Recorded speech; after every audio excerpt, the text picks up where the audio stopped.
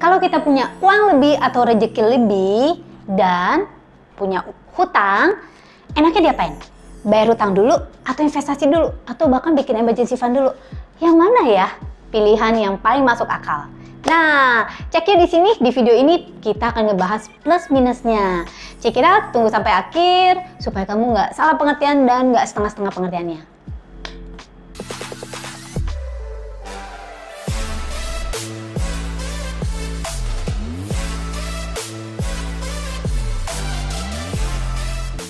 What's up everyone? Welcome back to Teta Omega TV channel. Di channel ini kamu bisa belajar tentang money management, tentang money blueprint alias money mindset kita nih yang dibenerin, and also about LOA tentang hukum tarik menarik, bagaimana menarik keberuntungan, menarik hal-hal yang kita inginkan, kita implementkan di dalam hidup kita. Please consider to subscribe kalau belum, and thank you ya guys. Jadi ada beberapa pertanyaan yang masuk ke tim Teta Omega. Kok banyak banget ya target keuangan yang harus kita kejar? Kalau saya punya uang lebih atau rezeki lebih, baiknya enakan digimanain ya? Mana yang lebih penting dulu? Bayar hutang dulu atau saya harus mulai bikin emergency fund atau diinvestasikan? Nah, video ini khusus untuk menjawab pertanyaan-pertanyaan seperti itu. Yang mana sih yang paling penting? Kita ngelihat plus minusnya satu persatu. Ya, kalau saya akan melihat dari 3 hal ini. 1, bunga. Baik bunga investasi maupun bunga hutangnya.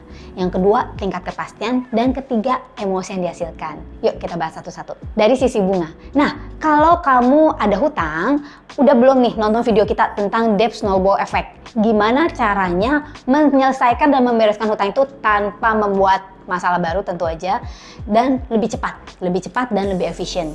Kalau kamu belum, cek ya video ini guys ya, tentang debt snowball effect. Di situ di video ini saya ada berpesan satu hal. Semua hutang kita itu kita harus catat jumlah hutangnya, catat cicilannya, dan yang paling penting nih guys, catat bunganya. Kadang-kadang kita nggak tahu, kita cuma tahu oke, gue mesti nyicil segini tiap bulan. Tetapi pernah nggak kamu tanyakan kepada yang menghutangi ya, kan pasti biasa lembaga tertentu atau bank, ini berapa sih bunga sebenarnya?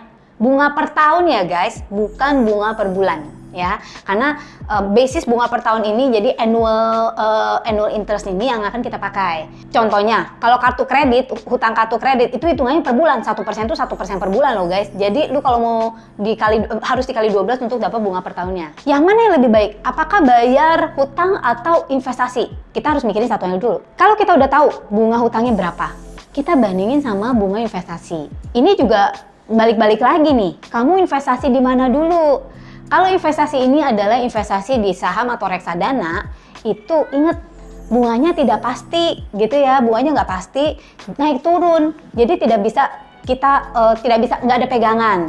Tapi kalau misalnya kamu punya kesempatan misalnya investasi obligasi yang kamu udah tahu pasti bunganya atau di bank, nah kan kita tinggal bandingin. Mestinya saya pakai hitung-hitungan, tetapi ini kita pakai logika aja ya, daripada saya harus ketik-ketik di komputer pakai hitungan, kamu tambah pusing juga.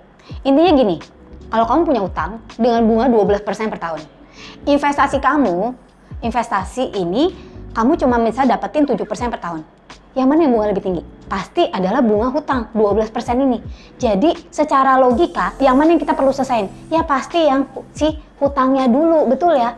Either misalnya ya, makanya kita kudu tahu hutang kita itu, kita perlu tahu hutang kita itu berapa bunganya yang harus kita bayar. Dan ingat, biasanya itu kalau yang namanya hutang bunga berbunga. Investasi bunga berbunga plus dipotong pajak gitu ya.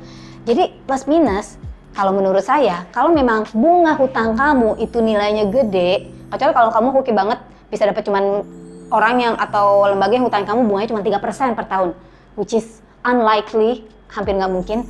Tapi kalau memang bisa bunga hutang kamu 6%, 7% pun itu hitung dari pokok loh gitu ya. Menurut gue kalau kamu dibandingkan dengan investasi, kalau kamu nggak bisa dapetin investasi yang bunga lebih tinggi dari hutang, lebih baik kamu dahulukan untuk bayar hutang. Lebih masuk akal kan? Satu hal yang harus diingat ketika kamu bayar hutang, tolong yang dibayar bukan cicilannya, tapi yang dibayar atau yang ditimpuk dari rezeki kamu nih. Misalnya kamu dapat rezeki lumayan nih, lumayan banget gitu ya, mungkin dapat komisi yang lumayan. Ingat, minta diusahakan yang dibayar itu adalah pokoknya. Kenapa? Karena kalau yang ngurangin cicilan sih nggak ada efek. Itu kan tiap bulan kita harus, memang kewajiban kita nyicil. Tetapi kalau yang dikurangin adalah pokok. Yang dihitung itu adalah pokoknya. Pokok itu pokok pinjaman maksudnya ya. Efeknya itu luar biasa sekali. Satu, akan mengurangi cicilan kamu setiap bulan, ya. Jadi sangat meringankan. Dua, akan mempercepat kamu untuk menyelesaikan hutang itu. Apalagi kalau kamu pakai sistem debt snowball effect ini, ya. Jadi dilihat dari segi bunga, itu jawaban gue. Yang kedua, tingkat kepastian. Dilihat dari tingkat kepastian, kalau investasi kamu adalah yang kita maksudin adalah investasi saham atau reksadana, itu kan nggak pasti. Sedangkan kalau kita menyelesaikan hutang, itu udah pasti. Ya, udah pasti lu lebih selesai lebih cepat. Jadi istilah kata antara benefit atau plus minus benefit dan cost-nya, ya lebih mending lu beresin si hutang dulu. Balik lagi, kecuali kamu bisa misalnya dapat investasi yang terkunci dan aman, resikonya ini 12%. Sedangkan yang hutang ini nggak seberapa, ya. Dilihat dari sisi emosi. Kalau kita bayar hutang, kita secara emosional lebih lega gitu ya. Apalagi kalau hutang kita banyak, gila, gue punya sebagai satu pencapaian nih gitu ya. Nah, kenapa? Karena hutang itu ya itu bikin kita kadang beban ya, lebih nggak enak. Biar balance, gimana sih artinya biar balance deh, biar enak untuk ke semua orang? Bisa aja, misal dari rezeki kamu nih yang kamu dapat, misal rezeki ini lumayan banget dan rezeki ini 2 gaji gitu ya. Mungkin kamu bisa pertimbangkan, let's say 70% beresin hutang ya. Jadi 70% dari jumlah itu kita beresin hutang. Ingat, pokok pinjamannya, bukan cicilannya. Lalu 20% mulai investasi atau masukin ke emergency fund kita. Tetapi ngomong-ngomong soal emergency fund, kan tadi gue ngomong ya, lebih baik emergency fund itu direncanakan di budget atau anggaran bulanan. Ya, karena itu membuat kita lebih teratur. Kalaupun kamu cuma bisa mulai 5.000 rupiah atau cuma 10.000, 50.000 atau 100.000 pun deh setiap bulan, nggak apa-apa, asal mulai gitu ya. Jadi emergency fund lebih baik itu masuk dalam anggaran bulanan. Sedangkan yang kita ngomongin sekarang adalah sesuatu yang kamu lagi dapat rezeki yang di luar yang kita biasa dapat ya, di luar anggaran. Nah, jadi itu. Satu lagi, kalau ini adalah rezeki yang kamu dapetin tiba-tiba atau dengan effort yang lebih, bisa juga boleh banget kamu sisihkan 10% untuk dinikmati ya. Kenapa? Sehingga bisa menghasilkan emosi positif. Diri kamu juga merasa dihargai gitu ya. Merasa dihargai, kamu bisa menikmati hasil dari kerja keras kamu, tetapi 90%-nya kamu bisa buat bayar hutang dan investasi. Semuanya terpenuhi, right? Jadi emotionally you feel good and feel great about yourself because you done something for your financial future, dan secara keuangan juga kamu oke dan bisa manage dengan baik. Semoga video ini bermanfaat. Bener kan? Enakan diikutin sampai akhir jadi lu ngerti. Nah, don't forget to check our other video. Kalau yang belum, cek debt snowball effect-nya dan juga tentang budgeting. Jangan lupa juga kamu bisa cek, ada linknya di deskripsi di bawah ini, beberapa video-video yang recommended dari kita. Guys, cek juga di deskripsi di bawah ini, Teta Mega mulai dari sekarang itu sering ada yang webinar-webinar. Cek untuk infonya atau kamu bisa WA ke admin kita di sini. Kapan sih webinar kita yang terdekat?